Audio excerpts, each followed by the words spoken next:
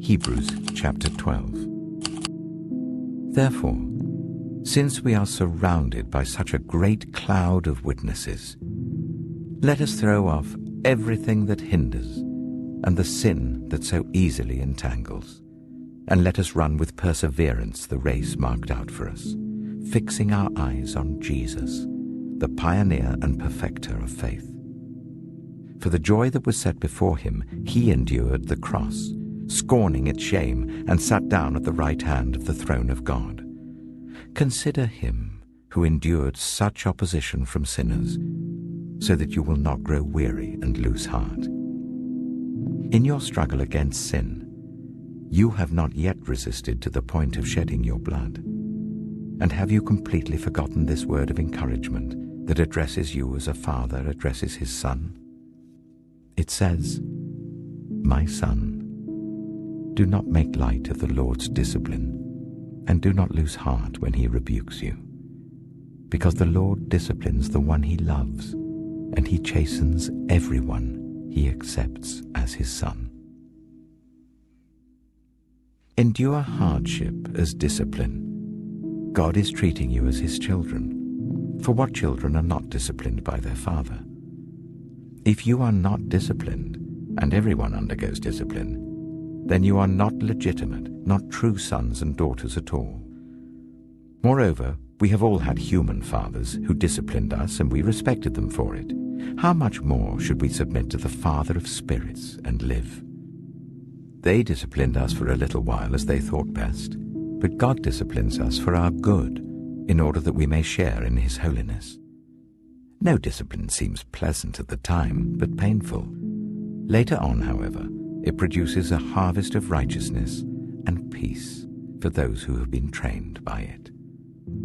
Therefore, strengthen your feeble arms and weak knees. Make level paths for your feet, so that the lame may not be disabled, but rather healed. Make every effort to live in peace with everyone and to be holy. Without holiness, no one will see the Lord.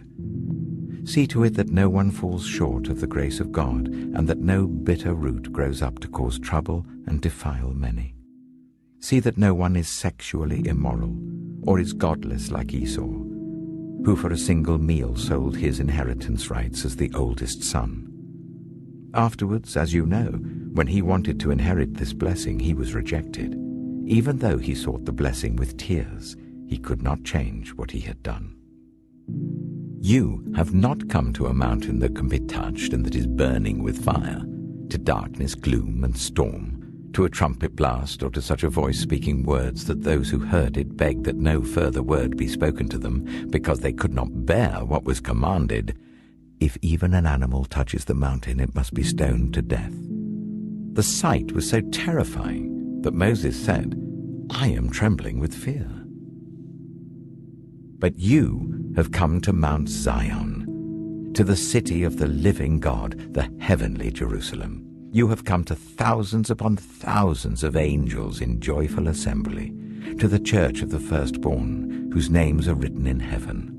You have come to God, the judge of all, to the spirits of the righteous made perfect, to Jesus, the mediator of a new covenant, and to the sprinkled blood that speaks a better word than the blood of Abel. See to it that you do not refuse him who speaks. If they did not escape when they refused him, who warned them on earth, how much less will we, if we turn away from him who warns us from heaven? At that time his voice shook the earth, but now he has promised, "Once more I will shake not only the earth, but also the heavens." The words, "once more," indicate the removing of what can be shaken, that is, created things, so that what cannot be shaken may remain. Therefore, since we are receiving a kingdom that cannot be shaken, let us be thankful, and so worship God acceptably with reverence and awe, for our God is a consuming fire.